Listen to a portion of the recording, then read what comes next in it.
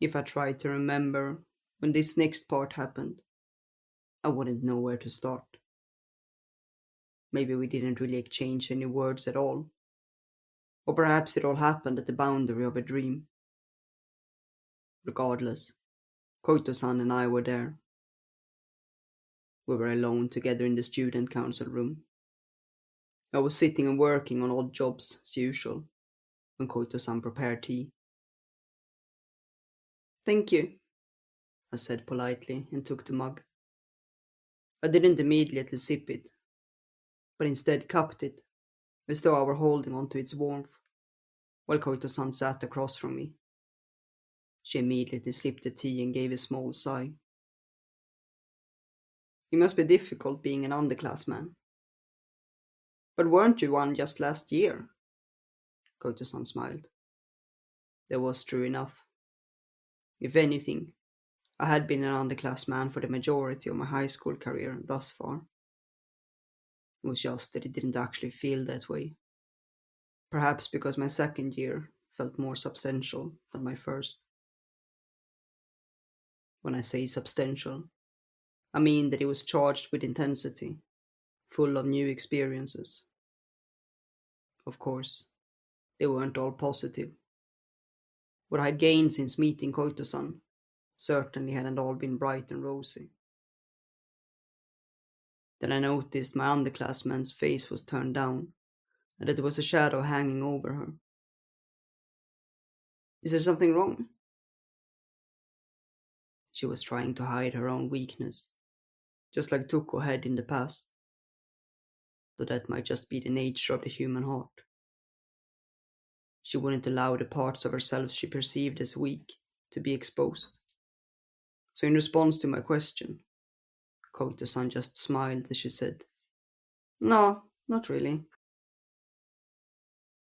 The old version of me would have let it go with an "I see."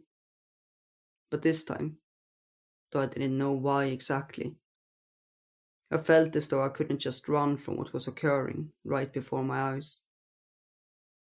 Tuko and Koito-san had already started moving. Maybe I just wanted to make up the distance that had appeared between us at some point, if only by a little. And most importantly, right at that moment, I was her upperclassman. Is it about Tuko? That was more or less all I could think of that might be troubling Koito-san.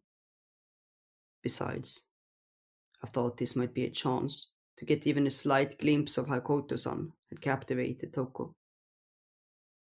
Perhaps I said it, because I knew she felt the same way I did.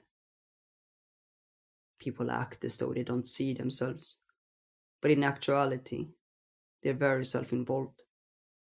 When a person evaluates others, they use themselves as a standard of comparison. People are very familiar with their own appearances. Koto-san didn't answer. I watched the corner of her lips sink gloomily, and abruptly ventured a little further. You're happy you found someone you like, but you're concerned about the distance between the two of you. Distance? I nodded. The distance between you gives that person kind of a charm. Sometimes it's that distance, that particular angle, that attracts someone to another person. You're trying to get closer by moving ahead, but when you do that, you see the other person from an angle you hadn't seen before.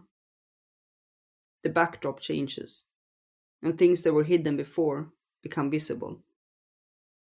And even if things you liked about the person might look entirely different. But when you changed positions, the other person's view of you changed too. The change in perspective might make them feel renewed affection for you or lose interest in you. I was too preoccupied with my own problems to see that. It happens all the time, I think. The other person will change, and you'll change too. That's all there is to it, and maybe that isn't so bad. I'd once parted ways with someone when those changes weren't in sync with each other, and the same could easily happen again someday. But I couldn't just stop changing either, so I kept a close eye on everything, including myself. And while I was staring so fixedly, things began to move around me. The realization that finally dawned on me was so simple, but I might have been a bit too late in coming to it. I had rejected change, choosing to remain by her as she stood in one place. But while I stayed in place, she started to walk, following a girl who was passing by. It's rare for any two people to wish for the same thing. I wished to be by her side, but she didn't particularly wish to be by mine. By the time I raised my head, they were already far ahead of me. Why don't you change with her? If that's what Toka wants. Though, though I couldn't say everything I wanted to, I tried to convey it to Koito-san in a roundabout way. I think we understood each other. You're right, though her voice and posture were still sunken. My underclassman nodded slowly and firmly. Hmm. I couldn't look directly at her, so I gave an exaggerated frown instead. What's wrong? She asked. I was wondering when you became such an obedient little underclassman. What? That's so rude. Koito-san held her teacup halfway to her lips, and she looked up at me. I think I'm been pretty responsive, with you at least, Seki-senpai. I suppose. She was certainly several times more perfunctory with me than when she talked to Tuko. But that's because you couldn't care less about me. When I said that outright, Koito-san squinted at me, astonished. Well, I guess you could put it that way, if you really wanted to be harsh. It seemed that she had also given up on dressing up her words. You don't really choose your words carefully, do you, Seki-senpai? Not when it comes to you. I had many people with whom I chose my words carefully. My family members, the teachers from my lessons, and of course, Toko. But when I talked to Koito-san, for whatever reason, I didn't really bother with that. Perhaps she was like a mirror, in a way. Though I couldn't put into words why so many people yearned for Koito-san, I could feel it on my skin and in the air. It's important to have people like that too, though. If you're always choosing your words with care, you'll just tire yourself out. It's true. My underclassman broke into a smile. When she smiled, she looked a little more childish, filled with a natural sweetness. It seemed that Koito-san had accepted me as a person who fulfilled that role for her as well. Though it didn't necessarily make things any different than before, it felt like we had actually become friends. I didn't know if it was the beginning of something or the end. Either way, the surface of the tea did not show me the answers, no matter how long I swirled it around. Or perhaps it was both. The hunch I had felt at some point in time eventually became reality. Toko changed more and more.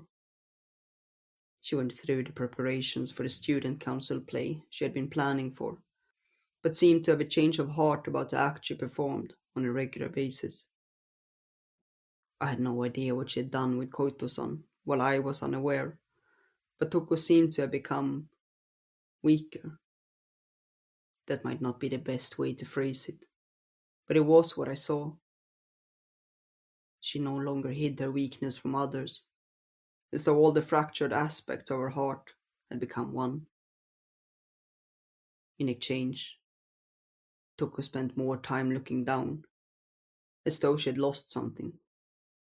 I had a guess as to what it was that Toko had lost. Toko and Koito-san.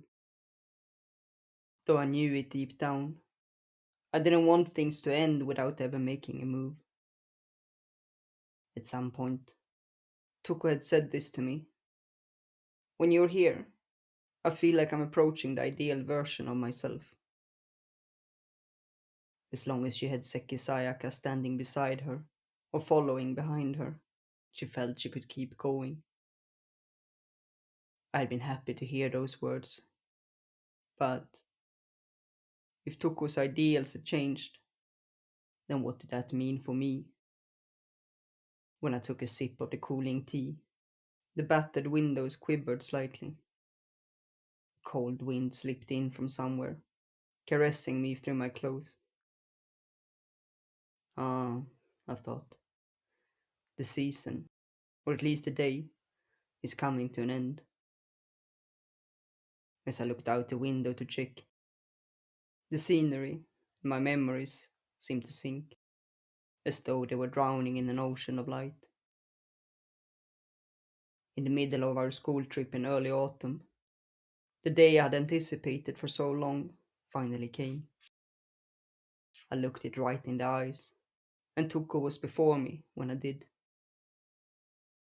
She looked straight at me, but her expression was pained, as if she wanted to turn her gaze away. Tuko, don't do it, Sayaka.